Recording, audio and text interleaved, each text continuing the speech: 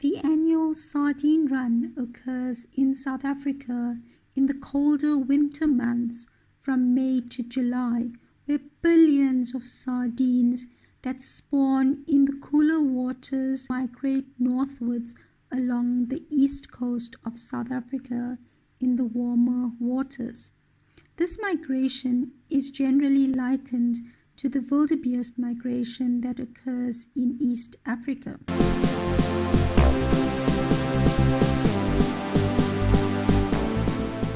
As the shoal of sardines move along the coast, it creates a feeding frenzy for birds, dolphins, and sharks along the coastline. Man has also joined this frenzy as they net these fish off the coastline.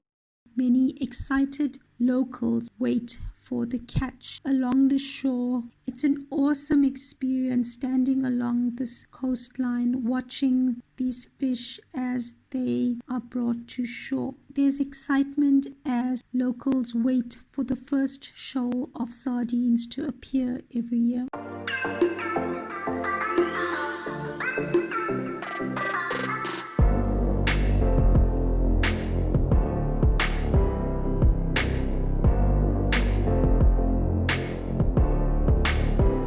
Sardines group together as they are threatened, and they swim in unison or in a synchronized fashion to distract predators to ensure survival. This shoal can be up to 7 kilometers long, 1.5 kilometers wide, and 30 meters deep. The shoal is visible from the air as seen by the black demarcated in the water.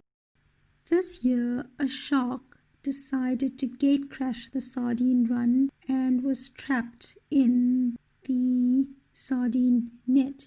Watch as netters try to frantically free the shark as it wriggles its way back into the water.